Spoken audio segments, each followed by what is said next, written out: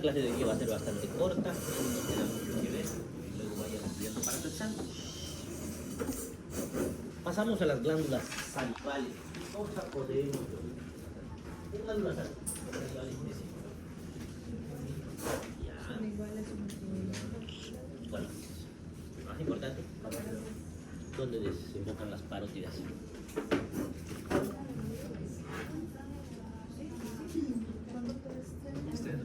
Sternum, ¿dónde desemboca? Está muy bien.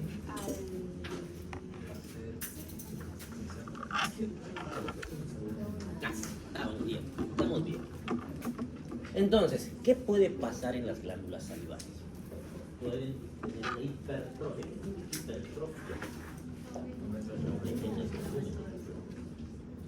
Y pueden aumentar de forma unilateral como bilateral. Y aquí ya nos dice algo. Si la hipertrofia es unilateral, vamos a pensar en algunas patologías. Si es bilateral, no. Generalmente la hipertrofia es por infección, generalmente, no siempre. ¿Qué otras situaciones pueden provocar hipertrofia? Por ejemplo, que hayan cálculos. Cálculos renales, ¿saben lo que es? Piedras en un riñón.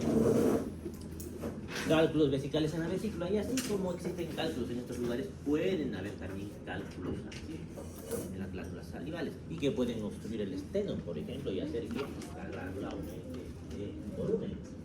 Entonces, cuando la hipertrofia es unilateral, vamos a sospechar o que hay cálculos, pero más frecuentemente sería que haya una infección bacteriana localizada, por eso es unilateral. Si la hipertrofia es bilateral, hay que sospechar que la infección sea viral. Si se hipertrofian las parótidas por una infección viral, ¿qué tipo de enfermedad hay que sospechar? Es epidémica. ¿Qué otro nombre tiene esa enfermedad? Que se conoce un poquito. También podemos encontrarlos menos frecuentemente tumores parotídeos. ¿Qué otras cosas pueden hacer hipertrofia en las glándulas parótidas? Por ejemplo, los alcohólicos. Los alcohólicos al consumir bebidas alcohólicas de forma crónica hacen hipertrofia bilateral de las parótidas. Y eso se va a ver, van a ver pacientes en esta situación. Pasamos a ver oídos. En oídos, ¿qué podemos valorar? Primero, el pabellón auricular, el conducto auditivo externo. El interno ya no vamos a ver. Y aquí, ¿qué podemos encontrarnos en los pabellones? El famoso surco coronario. O de Frank, creo que dicen su libro nombre. ¿Y qué nos hace sospechar en este surco coronario? Que parece inocente esta pequeña línea de acá. Eso, se ha demostrado que los pacientes que tienen este surco tienen predisposición a tener infarto agudo de miocardio. ¿Por qué aparece? No se sabe, pero aparece y nos da una señal de aviso. También podemos valorar cianosis, así como en los dedos ahí. Acrocianosis se llama la cianosis distal, por si acaso. Acrocianosis, cianosis distal. Y como aparece en los dedos, puede aparecer en los manos. Incluso en algunos pacientes donde no se puede medir la oximetría en los dedos, puede medirse en los lóbulos de las orejas, igual con su oxímetro. He estado con algunos problemas con mis alumnos de práctica. ¿Dónde se mide la saturación de oxígeno? No sé por qué en las fotos ponen los otros. Cierto, se puede medir en cualquier, pero es preferible usar el dedo medio. ¿De qué mano? La mano hábil. Eso es lo que se debería hacer. También podemos ver tumores malignos, evidentemente, o podemos ver los famosos tofos gotosos, en este caso. Los tofos gotosos, ¿qué son? Vienen de una enfermedad que es la gota. ¿Saben lo que es la gota? Así poco a poco vamos a ir viendo algunas enfermedades para que vayan ampliando su conocimiento de la enfermedad. ¿Ustedes tienen lo que es la gota? ¿He escuchado por ahí algo que estaba bien, no?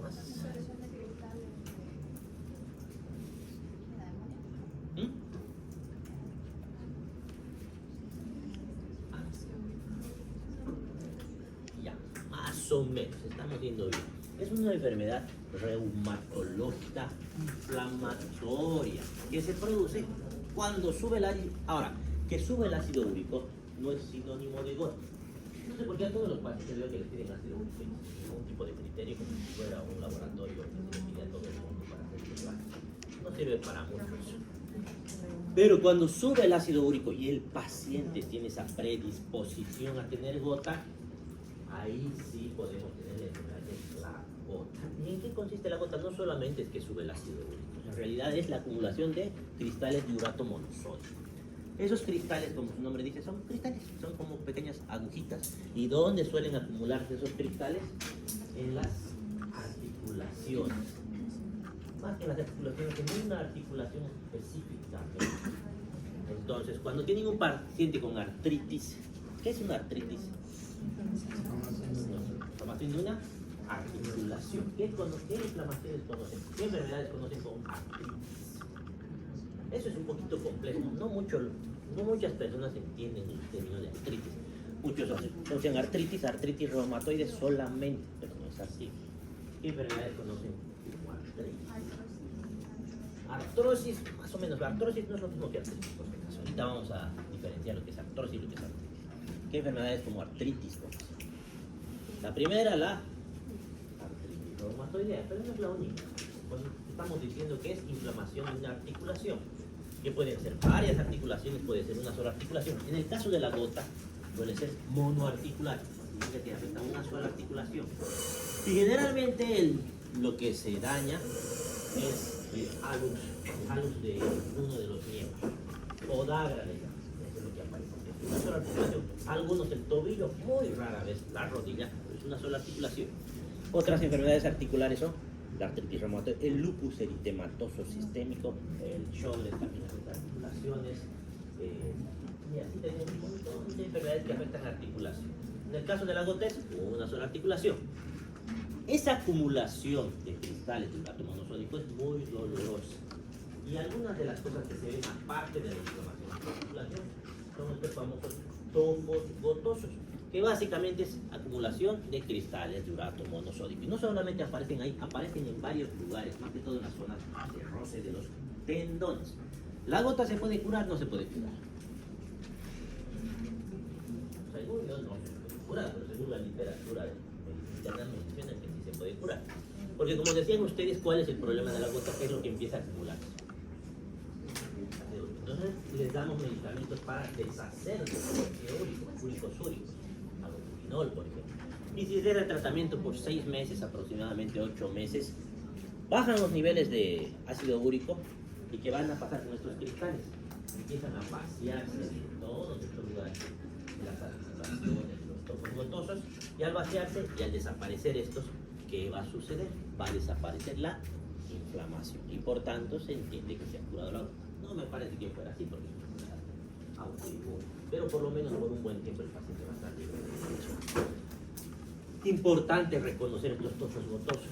¿Por qué? Porque la gota, si bien molesta mucho y duele harto, ¿con qué se hace tratamiento si duele algo? No duele y no es más.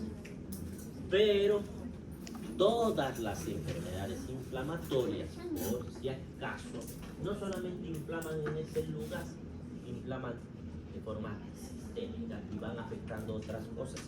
Y una de las cosas que muy poca gente entiende es que se inflama el endotelio. Y al inflamarse el endotelio, ¿qué pasa con un endotelio que constantemente se inflama?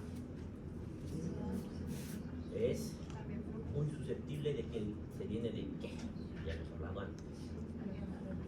De colesterol y triglicéridos. ¿Y se forman qué es? Placas. Y si se forman placas ateromatosas, ¿qué le puede pasar a este paciente? Infarto de estos pacientes con gota pueden morir, muchos mueren por infartos de miocardio que no se detectaron a tiempo porque no eran parte de la clínica, pero hay que entender que esa es su fisiopatología y su historia natural de la enfermedad. Por eso es importante detectar estos tofos gotosos.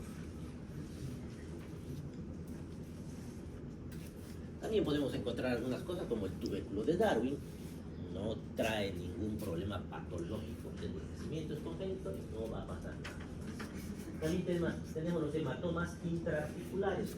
Ya hemos mencionado por qué se forman los hematomas intraarticulares, por algunos traumas, piercing y demás. ¿Y qué pasa si hay una inflamación de la articulación que va a sufrir esa, bueno, no articulación, el cartílago, ¿qué le va a pasar a ese cartílago? Necrosis, exactamente. Ya he dicho una vez, repito, no se pongan piercing en los cartílagos, les va a pasar eso. Otoscopía. Finalmente hacemos el examen de otoscopía. Usamos el otoscopio. ¿Y para qué hacemos la otoscopía? ¿Qué cosas queremos ver? Podemos ver el conducto auditivo externo. ¿Qué enfermedades pueden asentar en el conducto auditivo externo? Otitis. ¿Qué tipo de otitis conocen? Otitis media aguda, que es la más común, y la otitis externa, en el conducto auditivo externo. La otitis externa también se conoce como otitis del nadador, porque cuando entra a piscinas les puede suceder. No es tan complicado. Más adentro, ¿qué podemos ver? En realidad, ¿qué vamos a buscar en la otoscopia? ¿Qué queremos ver? El tímpano, la membrana timpánica. Y aquí pueden aparecer algunas infecciones con cierta complejidad. La otitis media, estamos hablando de que hay en el espacio medio, detrás de la membrana timpánica, una infección. ¿Y por qué puede llegar una infección ahí? ¿De dónde llegan las infecciones? ¿Sí? No. Es posible, pero es poco probable. ¿Dónde es más probable que llegue una infección? Detrás de la nariz, puede ser. ¿Por qué? Porque entra En toda la vía aérea superior, toda la vía aérea superior, como un resfriado, por ejemplo. ¿Por qué? Exactamente, porque se comunican a través de la trompa de Eustaquio. Entonces, si hay una inflamación ahí, esta membrana timpánica no es tan dura, es relativamente frágil. ¿Y qué le puede pasar si hay una infección? Las infecciones, las bacterias que hacen, aumentan la presión dentro de la cavidad. Porque aumenta la presión, esa trompa de Eustaquio se va a obstruir porque la inflamación va a hacer que cierre ese pequeño orificio. Ahí al aumentar la presión, ¿qué puede pasar con esto? Puede reventarse. Y si se revienta, ¿qué le va a pasar al paciente? Primero va a tener secreción purulenta, dolor, quema, ya no duele tanto cuando está enfermo. Exactamente, va a tener. Y si disminuye la audición, ¿qué le vamos a llamar? Un paciente que no escucha muy bien, ¿qué le decimos que tiene? Y la sordera en medicina se llama. Está dañada la audición. Tenemos, por ejemplo, si tengo disminuida la audición, le voy a llamar hipoacusia. Si no escucho nada, le voy a llamar acusia. Ya, acusia. Ya. Pero lo más importante, hipoacusia. Esa hipoacusia hace que muchas veces tengamos que usar nuestro otoscopio para ver qué está sucediendo. Ahora, lo normal es que la hipoacusia no sea porque se perforó el tímpano, que es lo más frecuente para que suceda eso. Cuando las personas hacen tapones porque usan, digamos, mucho cotonete. Eso, el tapón de cera. Ese cerumen que se va acumulando, que es normal, todos los seres humanos tienen su cerumen porque precisamente nos protege de las infecciones, todo el tiempo está saliendo. Y algunos de nosotros, ¿qué hacemos? No salga, empujamos. Uno cree que está sacando, pero en realidad está empujando y está formando el tapón. ¿Qué es lo que deberían ponerse al oído? Lo único que pueden meterse al oído para limpiarse es el codo del lado contralateral. Nada más pueden meterse al oído. Nada. Lo que pasa es que van a empujar, y además algo más grave puede pasar si están ahí con su hipotenusa. ¿Qué puede pasar? Pueden reventar, porque no tienen sensibilidad como tal, como para sentir que algo le está apretando. Se les pasa la mano y revienta. Solo una vez puede reventarse con la membrana timpánica y va a quedar una hipoacusia. Pero la siguiente que se reviente ya no hace una cicatrización, ya queda hueco. Y hay pacientes que escuchan ahí como viento, como aire, es porque está perforado. He visto que fuman hasta por ahí. No sé si resolverán quirúrgicamente, sinceramente, no creo, tal vez, pero no va a terminar siendo lo mismo. No puede haber cirugía para limpiar. Desconozco, debe haber, pero no creo que sea el resultado esperado, porque no he visto que se opere nadie, sinceramente. Tal vez haya, no sé, estoy en la ignorancia en esa parte. Pasamos la otitis externa que hemos mencionado, es así que se ve una secreción purulenta. Tenemos también los osteomas, que son pequeños tumores óseos que no tienen gran problema, pero sí molestan a la hora de evacuar el cerebro. Pasamos a cuello. Ah, ¿cómo se hace la otoscopía? Por si acaso la otoscopía tiene una curiosidad. Que no solamente en la otoscopía, igual en la intubación nos vamos a dar cuenta. Los niños, ¿cómo los consideran? ¿Son personas chiquititas o qué cosas son? Son personas con fisiología y anatomía diferente a los adultos. Para algo existe el pediatra. Y aquí nos vamos a dar cuenta en este tipo de detalles. No funcionan igual. Hay cosas que funcionan diferentes. Por ejemplo, aspirina le dan a los niños porque ya han llevado farmacología. Pero algo han debido escuchar, en algún momento les han debido hablar de la aspirina y los niños. El síndrome de Rey. ¿Qué termina siendo hemorragia? El síndrome de Rey, que es una patología hepática, que es bastante grave. Y aquí pasa algo también curioso. A la hora de hacer la otoscopía, el pabellón auditivo, a la hora de meter el otoscopio, siempre, porque tiene una curvatura, entonces hay que estirar el pabellón hacia arriba, hacia atrás y hacia afuera para meter el otoscopio. Si no, no se ve tan bien. En los niños no. En los niños se estira hacia abajo, hacia atrás y hacia afuera. Porque la anatomía es diferente. Igual a la hora de intubar, se van a dar cuenta, sus equipos para intubar son diferentes. Las palas son planas, los adultos son curvas. Y así, piensen en los niños que son fisiológicamente y anatómicamente diferentes. No son tan iguales a nosotros. No es darles nomás cualquier medicamento como si fueran adultos. A veces les dan el mismo medicamento, pero menos. No está bien. Doctor, perdón, dijo hacia abajo, hacia... Los niños hacia abajo, hacia atrás y hacia afuera. Hacia abajo, hacia atrás, hacia afuera. ¿Y adultos? Adultos hacia arriba, hacia atrás y hacia afuera. Para alinear el conducto auditivo. Eso. Ya en otorrinolaringología les van a explicar con más detalle. Mi Mari ya me pongo rojas orejas, está respirando. Cuello, pasamos al cuello. ¿Qué podemos valorar en cuello? La morfología. Cuando hablamos de la morfología estamos hablando de la forma. El examen osteoarticular y de la motilidad. La motilidad, ¿cómo vamos a evaluar? Activa y pasiva. ¿Se acuerdan la diferencia entre activa y pasiva? Si voy a valorar la motilidad del cuello activa, ¿qué voy a hacer?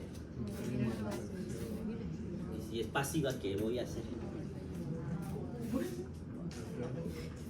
Activa es que el paciente mueva.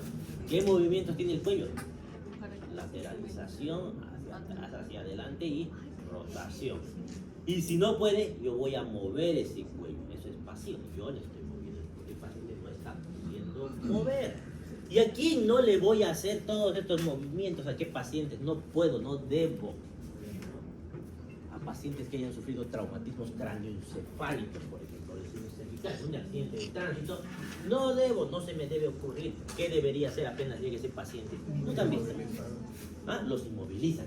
Nunca han visto que están con un accidente y no lo toquen, no lo muevan. Dicen, bueno, tampoco es que no se lo mueve, pero lo que se refiere es que hay que estabilizar la columna, toda la columna se estabiliza y el cuello más que todo. ¿Por qué? Si he sufrido un traumatismo cráneoencefálico, un accidente de tránsito, ¿qué significa traumatismo cráneoencefálico?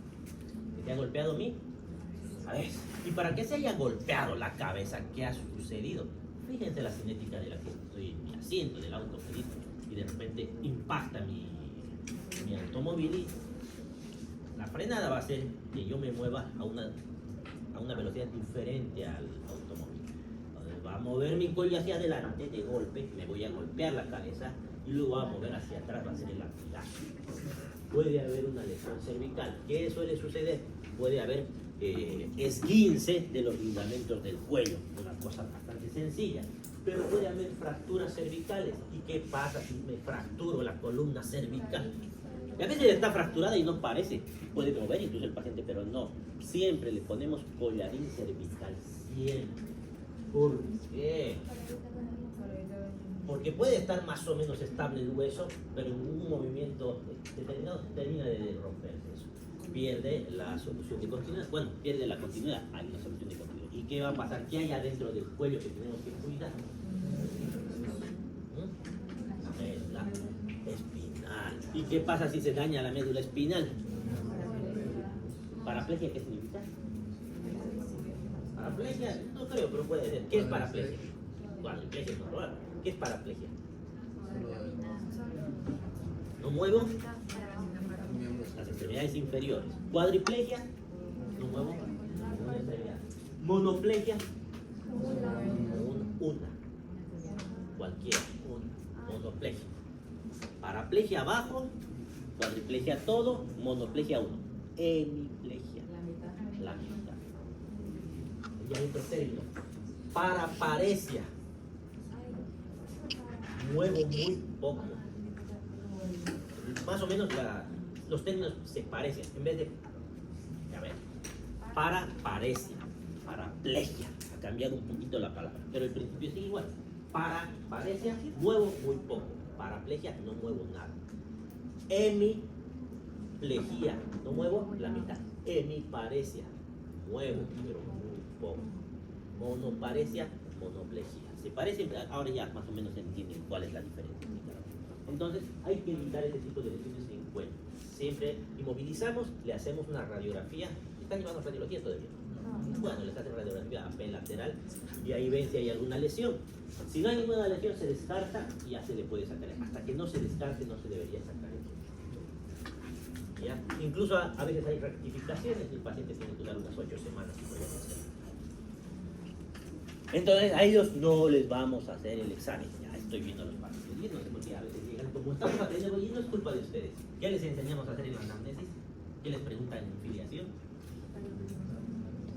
Luego, ¿qué más suelen preguntarles? ¿Dónde viven? ¿De qué se ha enfermado su mamá, su papá? Si tiene mascotas, todo tipo de cosas se preguntan, ¿no? Y el paciente llega en su accidente de tránsito, ahí sangrando por todos lados. Señor, tiene mascotas y por eso. Ya. Evidentemente no es tanto culpa de ustedes porque les hemos enseñado a hacer todas las preguntas, pero hay situaciones donde no vamos a hacer eso. Entonces ahí no se olviden que ese examen, pese a que hemos dicho aquí hacer todo el examen físico completo, hay cosas que en algunas situaciones no deberíamos hacer. ¿Qué otra cosa podemos valorar en cuello? Por ejemplo, las meningitis. ¿Qué es una meningitis? De las meninges. Entonces, tenemos aquí signos característicos en cuello. Babinski no vamos a ver en eso. Lo que vamos a ver es rigidez de rígido del cuello. Y ahí le hacemos maniobras de Kering y de Kruszinski. Ahí vemos, levantamos la cabeza un poco y le duele. No puede llegar hasta el esternón. O le levantamos las piernas con el paciente echado y no puede. Llega hasta cierto punto, no puede y empieza a dolerles ahí en el cuello. Ahí son signos de meningismo. Sospecha de meningitis.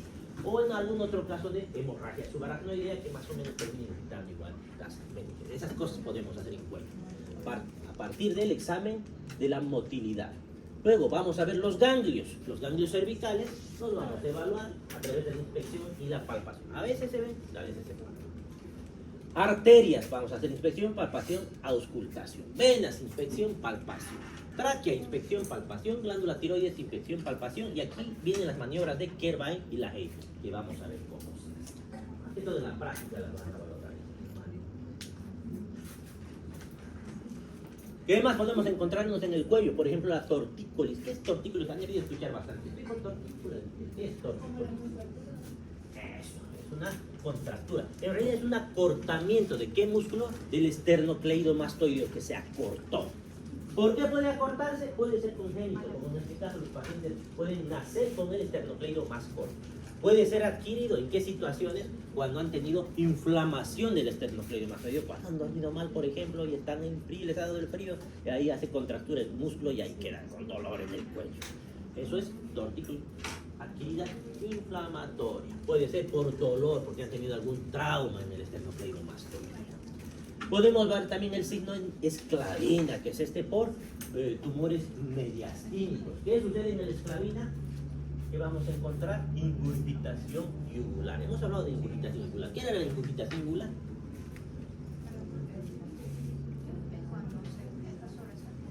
La vena, ¿no? ¿Y por qué está sobresalida la vena? Porque la sangre no está pudiendo volver a dónde tiene que volver la sangre de esta vena, de la yugular. Antes del corazón, ¿a dónde tiene que tener? ¿Ah? No, se están saltando un pedacito todavía. A la cava tiene que llegar, ¿no? Si no llega a la cava superior, ¿por qué no están llegando? Porque estos pacientes en edema esclavina, ven, que están con incrustación yugular, están pletóricos, están medio rojizos, incluso si les hacen la maniobra del Pemberton, que es levantan los brazos, más se nota, hasta los hombros suelen estar rojizos. ¿Por qué?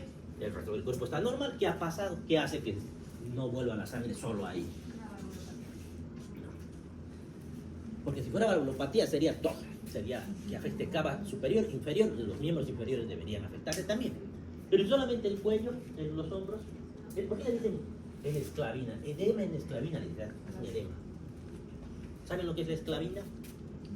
¿Han visto alguna vez a los caballeros que van con sus caballos, ahí con su trajecito que tienen aquí metálico, su casco, y aquí tienen como una red de cadenitas que tiene la forma, eso se llama esclavina. Y de ahí viene la palabra edema en esclavina, porque adquiere la forma de ese casco con su hombre. Pero ¿por qué solamente ahí? ¿Qué ha sucedido? ¿Qué creen que está sucediendo? ¿Ah? ¿Pero por qué se está acumulando solo ahí? A ver, hagan volar su imaginación. La sangre tiene que volver de la yugular ¿a dónde? A la cava. Y si todo lo demás está normal, ¿hay alguna obstrucción? ¿Dónde? Por encima. Puede haber algún tumor que está comprimiendo la llegada de la yugular o de la subclavícula. Exactamente. Y esto se hace más evidente, más que todo, por ejemplo, en los bocios. ¿Qué es el bocio?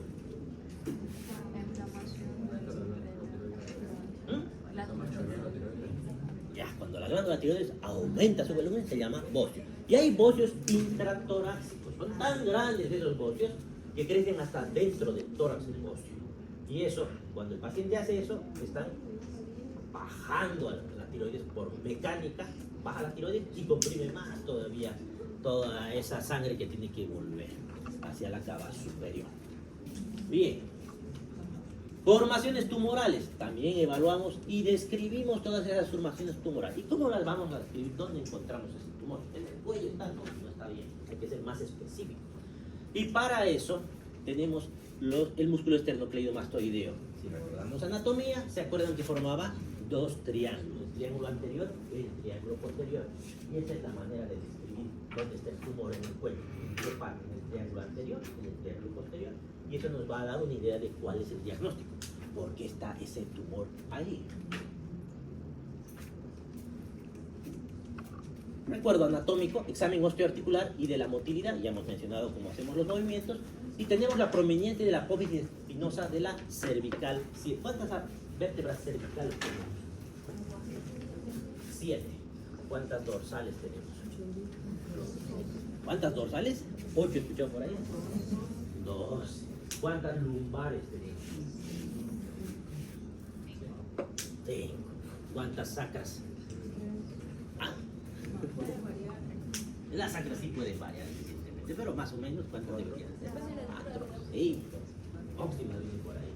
La más importante que nos vamos a acordar son las 7 cervicales, y de esa la séptima es la prominencia de la apófisis espinosa de la séptima. ¿Y eso para qué nos va a servir? ¿Qué nos va a marcar como referencia a encontrar la séptima cervical? De ahí para arriba, salud. Por abajo podemos contar qué vértebra cervical está dañada o qué vértebra torácica. De ahí vamos contando nuestras vértebras. Palpación de masas musculares. ¿Qué masas musculares vamos a palpar en la cara posterior del cuello? Sí, es muy común que esto se inflame en los pacientes con cervical. Y muchas cefaleas. El paciente va por cefalea y está pensando que tiene un tumor, una hemorragia, cualquier cosa en el cerebro, cuando en realidad lo que está sucediendo, que esto es cefalea tensional. Los pacientes que están con mucho estrés, con mucha tensión, suelen contraerse los músculos cervicales. Y esa contracción es tan fuerte que hace que se contraiga hasta el occipital, y todo eso proyecta dolor hacia todo el cráneo. La cefalea tensional, que es la cefalea más común. Cada vez que piensen en cefalea, lo más frecuente es que sea tensional. Entonces hay que hacer examen del cuello. Es tan importante esta contractura que hace contractura afectando hasta pares craneales como el espinal, y esto puede darnos vértigo, mareos solamente por la contractura. Ahí viene el síndrome de Meniere incluso. Músculo esternocleidomastoideo, ya hemos visto que no solamente es importante para ver los triángulos, a través de este músculo y su anatomía podemos nosotros insertar catéteres venosos centrales y decidimos dónde encontramos, dónde vamos a hacer la punción exacta y dónde vamos a poner nuestra vía central, que más adelante van a descubrir para qué sirve y lo importante que es y cómo hay que saber de memoria la anatomía para no provocar accidentes al poner vía central como neumotórax, porque si ponen mal un catéter central pueden perforar pulmón por si acaso. Dicen, pero ¿cómo si tal? Ganglios. Los ganglios, eso van a ir revisando de memoria en su texto. Hay que ver las cadenas cervicales posterior, anterior de la amígdala, preauriculares, posauriculares y describir dónde encuentran esos ganglios. Hay algunos que tienen su importancia específica. Por ejemplo, los ganglios cervicales anteriores o yugulares están drenando ¿qué? ¿Cuándo aparece un ganglio? ¿Cuándo se inflama? ¿Cuándo se inflama? Cuando está grande. Cuando hay inflamación o cuando hay infecciones y también lesiones tumorales. Entonces, los que drenan del triángulo anterior, los cervicales anteriores, lengua, amígdala, pabellón auricular, parótida, laringe, faringe, esófago cervical y tiroides. Ganglios cervicales posteriores, cuero cabelludo. Entonces tenemos que buscar en estos lugares que haya inflamación, infecciones o tumores. Ganglios submetonianos, piso de la boca, labio inferior, encías. Ganglios maxilares, fauces, borde anterior de la lengua, labio superior, encías, nariz. Y así sucesivamente. ¿Dónde encontramos el más importante de estos? El ganglio supraclavicular, por encima de la clavícula, exactamente el izquierdo. Si palpan ganglio ahí, sí o sí tenemos que sospechar en un cáncer. ¿Cáncer de qué? De esófago, estómago, páncreas, incluso que no está escrito ahí. Eso busca. También podemos encontrar linfomas, tumores de mama. ¿Qué es un linfoma? ¿Cáncer de qué?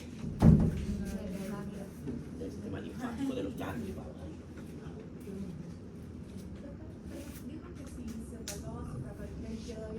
Hay que pensar en cáncer, estómago, esófago, páncreas. Izquierdo. ¿A qué lado es el estómago? Arterias. ¿Qué vamos a ver en las arterias? ¿Qué arteria vamos a valorar básicamente? La carótida. La carótida en un paciente en reposo se ve tenuemente el latido. Si late muy fuerte, se ve que está saltando ahí, le vamos a dar un nombre a la hora de describir. ¿Qué le vamos a decir? Danza arterial. Danza arterial sí es patológico, podemos encontrar en diversas patologías. Desde valvulopatías hasta hipertiroidismo, tormenta tiroidea y demás. ¿Qué vamos a ver? Latido cervical, si el latido es unilateral, si es bilateral, si hay salud, disminución o ausencia de latidos carotídeos, si hay frémito, ¿tiene el frémito de nuevo? Siempre es frémito, ¿no? Y si hay un frémito en carótida, ¿en qué voy a sospechar? ¿Dónde se divide la carótida? Aquí abajo no se divide la carótida. ¿Ah? Más arriba. ¿Dónde se divide la carótida? A nivel de la cuarta cervical. ¿En qué se divide la carótida? Interna y externa. Y en este lugar hay una estructura importante que han visto en anatomía y en fisiología, que es el seno carotídeo o sifón carotídeo. Y aquí es muy probable que encontremos el famoso glomus carotídeo. ¿Y cuál es la importancia de este lugar? Aparte de que con el soplo voy a sospechar que hay ahí un aneurisma. ¿Qué hay ahí de importante? Eso. ¿Qué tipo de receptores? Quimioreceptores, varoreceptores, que nos van a dar qué información al cerebro le están dando de la presión arterial y del dióxido de carbono. Auscultación, ya hemos dicho el soplo.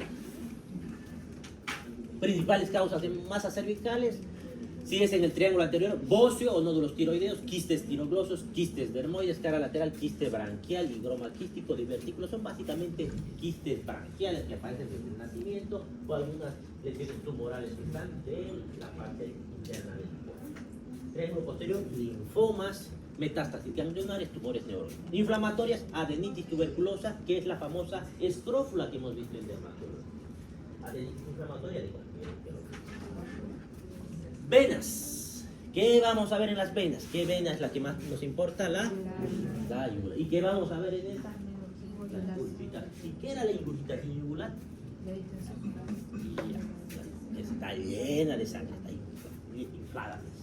¿Y eso por qué? Porque hay un aumento de la presión hidrostática, estamos pensando. ¿Qué es la primera enfermedad que van a pensar cuando encuentren ingurgitación jugular? No van a decir el edema en esclavina, porque no es lo principal y rara vez se ve. Pero ¿qué es lo más frecuente que vemos con ingurgitación? La insuficiencia cardíaca. Derecha, más que todo, ya cuando lleguemos a cardiología vamos a saber por qué derecha, por qué no izquierda. En su texto creo que está aquí de primer, segundo y tercer grado. Aquí hacemos de otra manera. Casi todos los hospitales aquí van a encontrar que tenemos 4 grados de ingurgitación yugular. Grado 1, que sobrepasa la clavícula. Se ve ahí la vena por encima de la clavícula. ¿Y en qué condiciones vamos a evaluar esto? ¿Cómo tendría que estar el paciente para ver la ingurgitación yugular? Porque no es, ahora no les puedo ver la yugular. O no debería, por lo menos. ¿Cómo debería estar el paciente? Echado con la cabeza levantada. ¿Cuántos grados? 30 grados. Ya vamos a ver más adelante el eje flebostático de Bruch, que es por encima del nivel del corazón que tanto levanta. Y ahí vemos la presión. La presión venosa central depende de eso. Y ahí, ¿qué vamos a ver? Si sobrepasa la clavícula, grado 1. Si llega al borde inferior del esternocleidomastoideo, grado 2. Borde superior del esternocleidomastoideo, grado 3. Al ángulo de la mandíbula, grado 4. Tráquea. Vamos a hacer la inspección y palpación. La inspección primero, que esté centralizada. Debería estar centralizada. Hay patologías que hacen que esté desviada hacia un lado. ¿Cómo qué? ¿Qué puede hacer que se desvíe la tráquea hacia un lado? Imaginación. Tumores que estén empujando. Por ejemplo, el bocio puede desviar la tráquea. ¿Qué más? Incluso hay lesiones. Y es que el hipertiroidismo no es sinónimo de tumor, pero sí podría haber si tuviera tumor. Y otras cosas pueden hacer que se desvíe la tráquea. Tal vez no se les ocurran problemas en pulmón, por ejemplo la tuberculosis, en el EPOC, la fibrosis pulmonar.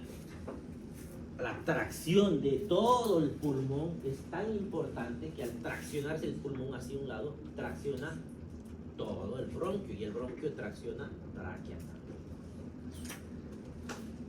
Entonces vemos ahí. Otra cosa que es traqueolaringio, donde agarramos con 2 dedos esa tráquea y la movemos de un lado a otro y tiene que tener un sonido, a veces lo llamamos el traqueolaringio. Si no se mueve esa tráquea, significa que algo está sujetando, que puede ser una lesión tumoral. Glándula tiroides. Y aquí está el famoso signo de Pervento que habíamos mencionado. Levanta a los pacientes el brazo. Cuando hablamos de tiroides y pensamos un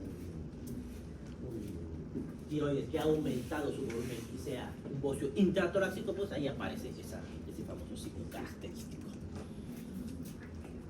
¿Qué más? En tiroides, ¿qué vamos a palpar? Que no esté aumentada de volumen. Incluso le pedimos al paciente que trague saliva. Mira al techo, le dicen al paciente, mira al techo, trague saliva. Y tiene que moverse cuando traga. Yo me acuerdo de mis primeras prácticas de endocrinología, veía al endocrino, levante, mira el techo, trague saliva. Yo, no me explicaba, lo que estaba viendo era en realidad tiroides. ¿Ya? Entonces ahí, y no solamente se ve, también se palpa. Y para palpar podemos usar la maniobra de Kervine, como se ve ahí. Yo palpo con ambas manos esa tiroides y voy moviendo de un lado a otro buscando que esté agrandada la glándula tiroidea, porque puede estar agrandada unilateralmente o bilateralmente. También la maniobra de Lahey, que se hace por adelante con 2 dedos. Lo mismo, moviendo esa tiroides de un lado. ¿Y qué podemos encontrarnos ahí aparte del movimiento?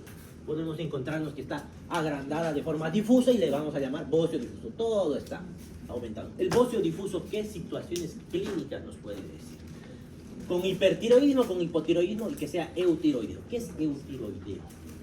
Cuando es hemos dicho que es normal, la función tiroidea está normal. Hipertiroideo, que la función tiroidea está aumentada. Pero me dicen, pero y el bocio, esto cuando yo era estudiante también sonaba confuso, porque yo imaginaba hipertiroidismo, está funcionando mucho, esa glándula tiroidea debe estar grande, hipotiroidismo debe estar pequeña. No es cierto. ¿Qué hace que crezca la glándula tiroidea?